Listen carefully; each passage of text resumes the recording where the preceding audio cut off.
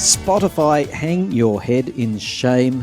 This is the album that they have completely and utterly overlooked. It is not on their service. It never has been. This is an absolute travesty. Released in May of 1989, 10 Good Reasons by Jason Donovan was, get this, Megs, listen to this because you were not born, the biggest selling album in the UK of 1989. The biggest. And 89 was a bloody big year for music. Yeah, it would be.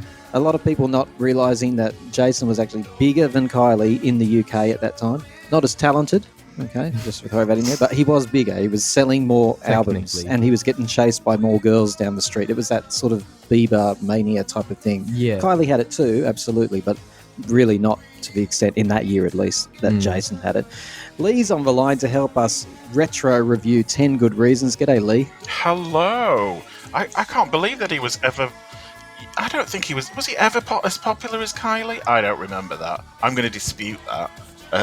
Well, you were there, so you should know better than us. I just was watching the TV and thinking, God, look at this, because Australia loved putting the news reports of, you know, Jason Donovan's gone to the UK, he's just landed, he was mobbed at the airport, now he's been chased down and people are trying to tangle with his golden hair as he races down the cobblestone streets. His mullet, as it flew in the wind behind him. Slow-mo. We did make him cut that off quite quickly. The mullet had to You go. did, actually. Yeah, we weren't accepting that. I think, for me, he kind of was on the coattails of Kylie. Yeah, it was kind of that whole Neighbours thing, because Neighbours was massive in the UK. And to be fair, they would probably have given Bouncer a record deal if he was available at that time. Mrs. Mangle? Yeah, any of them could have got a record deal. It wouldn't have mattered. But yeah, he was genuinely huge for about 2 years. To be honest with you, Lee, as I recall it, by the end of 1990, every single person in that cast, even Stephen Dennis, had a song. Yeah. That's really terrible and tragic. Yeah, Don't look them up on YouTube unless you have something to clean your eyes out afterwards. Yeah, there's the twins. Was it Gail and Gillian? They were with Their song was a rip-off of Better the Devil, you know. What was it again? All mixed up. That was it, yeah. Which way to go? It was, and then it had this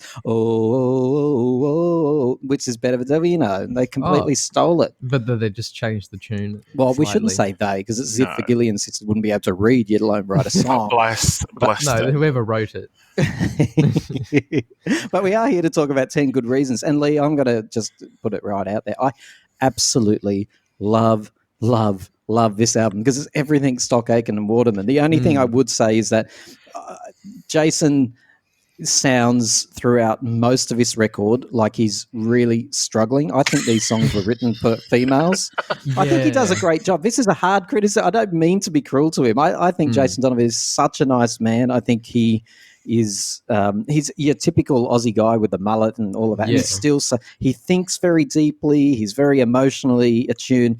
He talks way too much, Jason. I'd hate to actually talk to Jason Donovan if he ever had a rum or a scotch or something. And this man really... He'd talk for a long time. He just talks a lot of waffle. Yeah, he does. Thinks very deeply. I love him. I think he's awesome, by the way. But yeah, I honestly think he did a great job with this album. And but yeah, the songs are out of key for him. They just are. They are, and to be honest, he doesn't have the best voice in the world. It's he kind of is.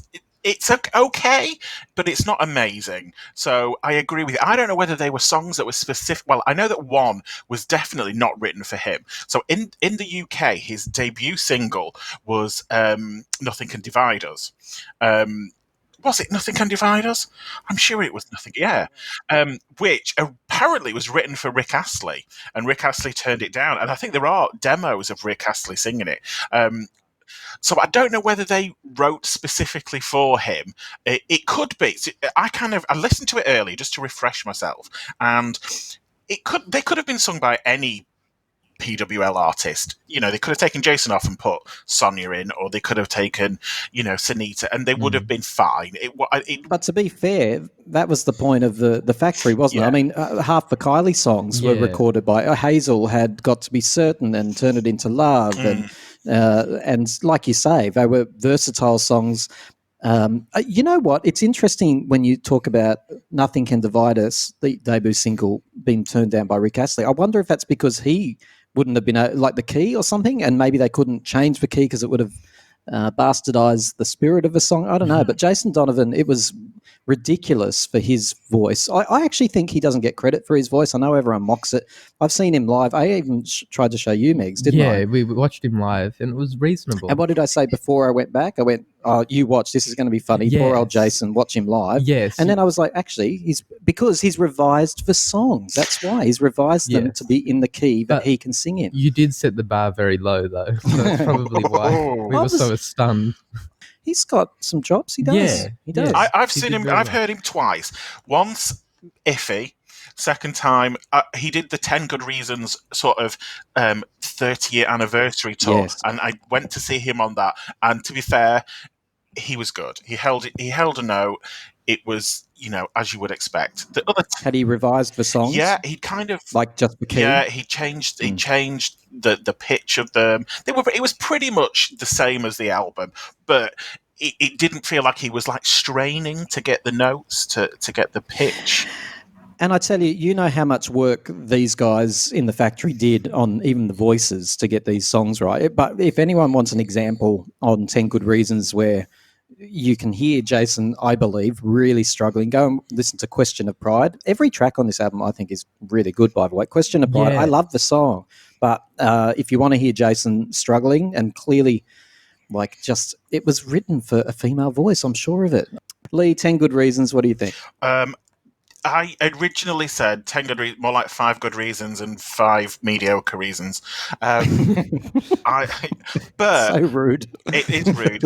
But I went back and I re-listened to it before we did this, and I'm going to say, 7 good reasons and 3 mediocre reasons. They were better than I thought, than I remembered. This is strong. This is Stock Aitken and Waterman, pretty much at the peak of their real sugary, poppy factory. What did you make, Megs, as someone coming in and listening to it late? You've heard a lot of these songs through your childhood, but probably not the album as a whole. No, well, I'd heard the singles, and I love the singles. I think each of them is really, really good. I think the album's really strong, actually. I don't actually think there's much filler, really. I think every song is good in its own right and that you could put it on and enjoy it. Definitely. And funnily enough, I talk about him straining, right? But Sealed with a Kiss, originally written, by the way, for all the PWL fans out there, Sealed with a Kiss is Jason's Tears on My Pillow, the equivalent, right? And it's a cover of another song as well. It's a cover, exactly. So it was originally written for even the lyrics, it's a male singing about their female love. Yes. And he does a great job. It actually suits his vocals. That's the one song I go, there you go, that's right in tune. And Joseph and his amazing Technicoloured, whatever it was, Lee, he did a great job in that. He did, yeah. Coat show. The Coat Show, yeah. He did. And in kind of like stage productions, he actually really is really good. I think he was in Chitty Chitty Bang Bang as well for a while. Did he play Angela Lansbury's character? Chitty Chitty Bang? No, he played the car, actually. Toot toot. Yeah, that was as much as he could manage. No, I'm gonna have to check. I know he was in Priscilla. He did tours of Priscilla, Queen of the Desert. He definitely did Rocky Horror. So he's done quite a lot of theatre, and his voice is okay. Yes, see, and even Andrew Lloyd Webber commented on Jason's interpretation, I suppose, of Joseph, and he did Priscilla live because he turned down the role in the movie, which is one of his biggest regrets. Now, I read his autobiography. I've got to say, reading autobiographies from celebrities is fascinating because you know how I love celebrity, right? Yeah. They live in a totally different world. Very they don't know what it's like to wake up and do what we normal human beings do. They have no concept, but how they actually absorb it and live it is very different. Danny Minogue, for example, if you want to see a self-indulgent autobiography, read that. I love Danny. Okay, I'll just preface what I'm about to say by saying I love her. Okay, she's adorable. Kylie, she's beautiful. Yeah, but she's a lovely lady. But this book shows you how detached from reality she is. Every chapter is, I woke up and I rubbed my eyes. Love and Kisses had sold 3,742 copies, but I still wasn't happy. I wasn't sure why. The world loved me, I had all the adulation I wanted, but something was missing inside of me. That sort of thing. Like truly, every chapter starts with like a sales figure, or I got to 37 and I was 4 copies away from number 36 on the charts. Yeah. It's bizarre. But Jason's autobiography is really interesting to read because it's very down to earth, which I believe is probably why I have such a soft spot for him. I think he's just such an Aussie guy. And the tall poppy syndrome, all of that. He could be in our family. Like, he really could. Like, he's just your typical Aussie guy. Even the fact that he rode to Kylie's recent Hyde Park show on his bike. I think I'm off on 4 different tangents here. I'm trying to keep track of 4 stories now. I'm trying to keep I've lost track I'm of going, the birds. I've got Jason on a bike, I've got Kylie Minogue, I've got yeah. Where did I start? No, well, I'm you're trying to say that his coffee. autobiography. You're saying that despite his stardom, even from an early Priscilla, age, that's where I was. I've just remembered. Sorry, I was trying to say that he turned down Priscilla because he was. I don't know what was going on for him, but he was terrified of being accused of being gay. Oh, right. And he sued the Face magazine in the UK, and this was catastrophic. It destroyed his career in the UK for quite at least a decade. And, you know, not to mention the fact that Michael had stolen his girlfriend and Michael had been his idol. That is an amazing story because he idolized Michael right from like a young age. It's and then this guy he actually gets to meet. He introduced he was introduced to Michael at the same time as Kylie. I know the story. We watched a little animated film of it that really made me sad. Remember that we watched a little animated film? Someone made a little cruel the thing, whole did they? situation, and you didn't like it at all, actually. Well, it's a bit cruel. It was an animation with Michael. It's like me meeting Kylie, and then she goes, "Yeah, very nice meeting you," and then takes you out. Or something. Like, it portrays the film portrayed Kylie as very, just sounds good. I'll go with you. Sounds fun. I'd like to go back and find that. Yeah, we should watch it again. I don't know where we were at, but anyway, he turned down Priscilla because he really didn't want to be, flamboyant. He was really terrified of being labelled homosexual, which of course made everybody think he was. Because why are you so defensive about it? He should have just embraced the whole thing. Yeah. He destroyed that magazine too. Yeah, they had to pay a huge amount of money in damages, and it did. It was kind of like, well, nobody cares really, and if you are, you are. That's great, but why are you making such a big deal out of it? I think he regrets it, doesn't he? He said, subsequently that hindsight, he would have never done that. Back to the album though. So, what are the standout tracks for you, Lee, on 10 Good Reasons? Well, I did like Nothing Can Divide Us. That was the kind of that was the first record he released that went to top 10 over here. But Every Day I Love You More, in brackets, open brackets, close brackets. I really like that one. And Change Your Mind for some reason. Oh, thank you. I think it's that change your mind. That that stuttery thing that they did on a lot of their records. I Should Be So Lucky. Yeah. I love that. Yeah, and You Can Depend on Me. There was a bit of that in it as well. You can depend. Yeah, so I pretty much liked the ones I didn't like were the kind of ballads. So I wasn't keen on Sealed with a Kiss, and I wasn't keen on Especially for You either. But there were others. I am absolutely obsessed with Change Your Mind. I think it's the equivalent of Kylie's Turn It Into Love from the first album. It's like a very mature track in amongst a lot of fluffiness, even though it could be accused of being fluffy in itself. But I do love the change your mind. Yeah, it's sophisticated, actually. I'm really obsessed with it.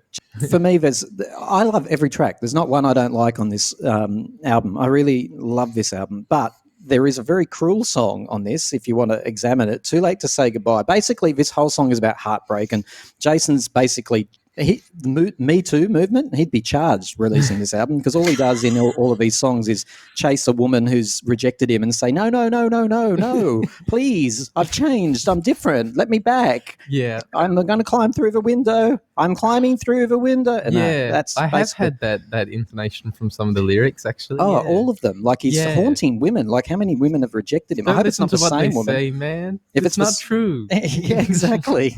Nothing can divide us. I'm not that guy. That's right. They're all saying I'm having affairs, but I'm not. What a liar. He's a chick. But there's one song on the album where he's actually rejecting the woman. And I tell you, if Jason's not chasing the woman that rejected him, he is nasty as. Listen to this, right? Too Late to Say Goodbye. He's not going to say it to her face. He writes her a letter. By the time you read this letter, I'll be miles away from you. I'm sorry if I hurt you, but it's all that I can do. I've tried to tell you goodbye for so long. Don't try to find me this time.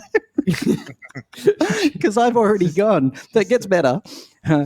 And now it's too late to say goodbye, too late to question why. I won't be there watching you cry. And he sings that with quite a lot of happiness in his voice. I won't be there watching you cry. And he's dancing. No, well, you could interpret that differently. You could say he's not going to be dragged down by a bad relationship. You don't have to interpret it as him as. And then as nasty. one verbal slap down, he goes, don't waste your time. I'm sorry. It's too late to say goodbye. So he's so cruel. He won't even say goodbye to her. He just writes her a little letter. And then he, in the second verse, goes on to say how writing the letter is very cathartic for him. And it was much easier to do it this way than say it to your face. Right. And the poor woman, she didn't find it for a week because he put it on the table and it blew off. And she's like, "Well, where are you? Oh. Where have you gone?" Where? And Is there a video clip for this? No. I made it up. It wouldn't surprise me because that's exactly the type of video clip. I'm sure he left a letter on a little table in one of his video clips. Don't know about it Jason's blowing been gone away. for a week. Where is he? It's a horrible song. Can I say, it also sounds like Bruno Mars's song Calling All My Lovelies. It's the same sentiment. It's like, I don't really need you. I can just go find other people, that sort of thing. That was the sentiment of that song. Yes, So- but in that song with Bruno Mars, he's really offended that this woman's rejected him. Jason Donovan is just delighted because whoever this woman is, she's a fruitcake, clearly. He's gonna because fly he's to- like, just go away. I don't want to ever see her. He genuinely doesn't want to see her. Bruno that's Aisha, isn't it? Yeah, that's the one where he says, I'm calling... I've got Aisha waiting, Letitia waiting, all the Aisha's waiting on me. Yeah, it's pretty funny lyrics. Not once you get used to them, you just sort of accept it, but they're actually hilarious. Well, he had to find something to rhyme with Alicia and Letitia. So Oh, he the just- Isha's waiting on me. Yeah, I've got every Isha waiting on me. I don't even know where we're at with this album, but look, at the end of the day, should people put it on? Yeah. It's a good example of kind of late 80s pop music that is not gonna challenge you. It's not gonna make you think deep thoughts. Unless you kind of like you've gone way into the lyrics to kind of. Yeah, I was about to say, I've spent like 30 years contemplating the lyrics of this. Yeah, but to be fair, Stock Aitken and Waterman songs were like that. They could have been singing about like a famine, and we would be bopping along to it, and then you'd go like, what is this about? Because You know what, Lee? Heaven and Earth on Enjoy Yourself, Kylie's song, right? Can I tell you a really brief story here? I read back in the day, no internet, and Enjoy Yourself, I think for some reason came out in the UK a little bit earlier than in Australia. And I read this tiny little thing in Smash Hits magazine, and it said, blah, blah, blah, great tracks. And it said, and it even has a song about recycling on it, exclamation mark. And I was like, what the hell? I was in like year 5 or something like that. And I'm walking around the playground going, God, she's got a recycling song? Because recycling was big at the time environment.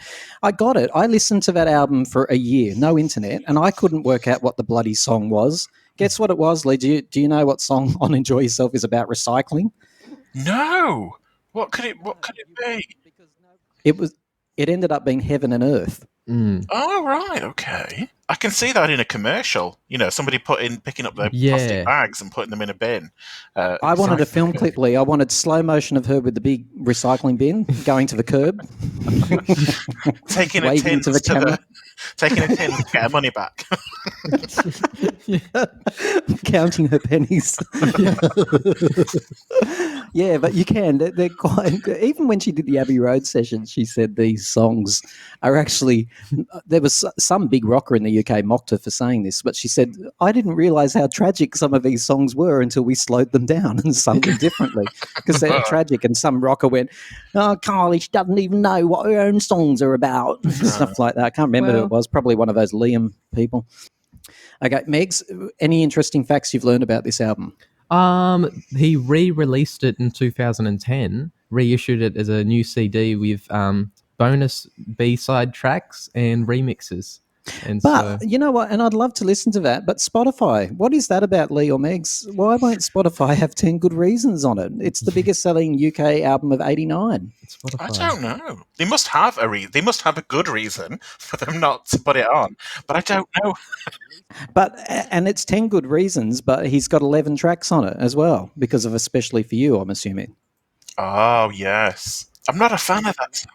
Did you just say you're not a fan of Especially For You? He did. He said that earlier as well. I did say it earlier. Yeah, I wasn't a fan of it. It was a bit twee and a bit. So when Kylie does it in concert now, and when it's she one does of it in those twee concert- cheesy moments. No, I like it when she does it in concert because she gets the audience to sing it. Yes. Sing the Jason part, which is great. But the kind of at the time, it just felt a little bit twee and a little bit. And whenever they performed it, they always did the bit in the middle where she'd run across the stage and he'd leap into his arms and But we love that bit, once. Lee. I just wanted him to drop her or her to go sailing past him and go into the to the side and yeah, just once. I It think never Lee happened. wrote that song we were talking about before. He's a cruel man. He just wants something novel to happen. Novel. He wants Kylie to drop on her ass. That would have knocked the cheese out of the song, wouldn't it, Lee? It would have done, yeah. He's currently starring in a TV advert for chocolate over here in the UK, which he plays Oh. up the Neighbours thing. So he kind of goes, especially for you, I've got this chocolate. There's even a bouncer dog in the video. Oh, yeah, no. in the advert. Yeah, it's a little bit. Is it a bit cringy? Yeah, it's a bit, Jason, why are you doing that? But a pop star's got to earn a coin somehow. And if you're not selling records, then you've got to find other Sell chocolate. avenues. Yeah. Yeah. Well, I mean, I think that's a good way to round this off. Every single track on this album could have been used in that commercial. For example, like there are 10 good reasons why you should buy this chocolate. Yeah. And then you could have somebody going to reach a Cadbury's bar and he could slap their hand and go, change your mind. That's very good. Every day I love a bit Thank you, more Cameron. chocolate. Yeah. He's already worked especially for you in there by the sound of it. And then right at the end, when you think the ad's over, it can fade to black and then he can come back and kiss it. Because that's sealed with a kiss. I don't know how much people are going to take from this retro review of 10 Good Reasons, but I say go and listen to it. What do you say? Yes, I say go and listen to it. But I wanted to briefly mention also how Kylie wouldn't let him sing during the Especially For You Now, listen, performance. I'm glad you brought this up. This is a travesty because people keep saying that, and including Jason, he gets out on his little stage where he's doing some talking to the audience thing, and he says that Kylie wouldn't let him sing. Yes, right? he was very offended. Not true.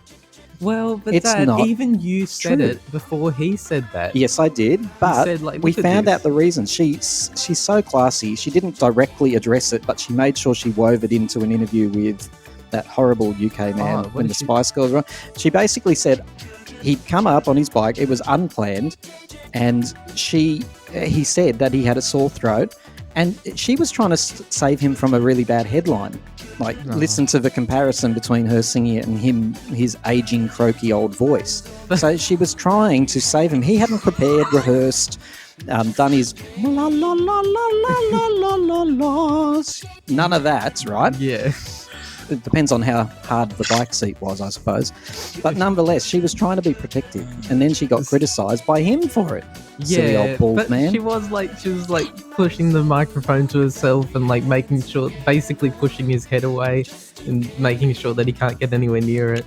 It was just so obvious. It made it more of an embarrassing headline than it would have been if he just went, especially for you.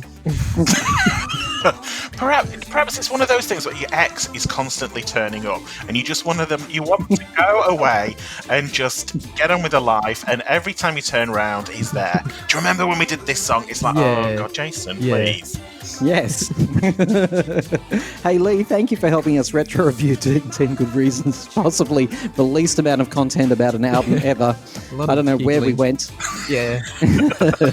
But it's been a pleasure as always, Lee, and we're looking forward to doing some more Madonna work with you really soon. We've got something special coming up. We're going to be talking about the most iconic Madonna photos. Yes. And Megs, as always, has this been an educational experience for you? It has. I have learnt a lot about pop culture. To think that only 30 minutes ago your big long legs were sticking out the end of the doona and you were angrily shushing me away Well, with me whispering in your ear, change your mind. yeah. Change your mind. I couldn't even make sense of it. You're like, we're going to be reviewing this album. See, not many people enter their day with such No. such a grand It's way. an interesting way. Yeah. Thanks, Lee. You're welcome.